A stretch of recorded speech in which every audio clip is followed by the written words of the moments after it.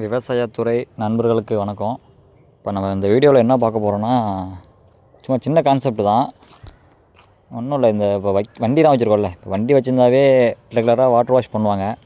அதே போல் தான் இந்த நெல் அறுவடை இயந்திரம், அந்த மிஷினும் பார்த்திங்கன்னா வாட்டர் வாஷ் பண்ணுற பற்றி தான் சும்மா ஒரு கேட்கலான்னு. இப்போ ஃபீல்டை பொறுத்த வரைக்கும் சில பேர்லாம் பார்த்திங்கன்னா, எனக்கு நான் பார்த்தது வரைக்கும் பார்த்திங்கன்னா வாட்டர் வாஷ் பண்ணவே மாட்டாங்க. எங்கே போய் நெல் ஓட்டினாலுமே அப்படியே ஓட்டுவாங்க, ஓட்டர் வந்து நிப்பாட்டிடுவாங்க. அந்த தூசு இதெல்லாம் பார்த்தீங்கன்னா அப்படியே அந்த பிளாட்ஃபார்ம்லேயே தங்கியிருந்து செல்லு அடித்து போய் உடனே பிளாட்ஃபார்ம்லாம் வீணாக போயிடும். துரு பிடிச்சிட்டு ஃபுல்லாக பிளாட்ஃபார்ம் வீணாக போயிடும். இப்போ ஒரு 5 வருஷம் லைஃப் இருக்கிற பிளாட்ஃபார்முக்கு இது தகரம் பார்த்திங்கன்னா 2 வருஷத்தில் வீணாக போயிடும். திருப்பி போய் என்ன பண்ணுவாங்கன்னா, அதை போய் தகரம் பற்ற வைக்கிறது, வெல்டிங் ஒர்க் பார்க்குறது. இப்படி பார்க்காம ஓட்டினாங்கன்னா அங்கேயும் ஓட்டை போட்டுட்டு நெல் எல்லாம் கீழே கொட்டும்.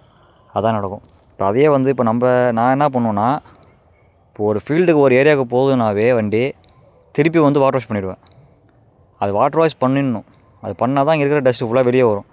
அது வாட்டர் வாஷ் பண்ண போனாவே ஒரு 2000 2500 ஏரியாவுக்கு தகுந்த மாரி ரேட்டு வைப்பாங்க. அதுக்கு நீங்கள் என்ன பண்ணணுன்னா,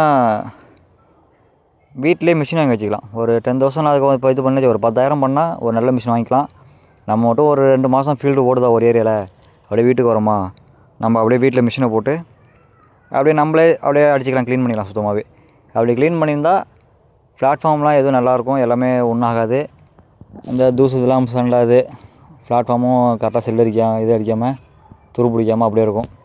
அப்படியே பார்த்துட்டு பெயிண்ட் அடிச்சுட்டு, உங்களுக்கு எங்கேயாவது துரு பிடிச்சி தெரிஞ்சதுன்னா அப்படியே ஒரு டச்சப் பெயிண்ட்டு சும்மா ஒரு 6 லிட்டர் வாங்கினா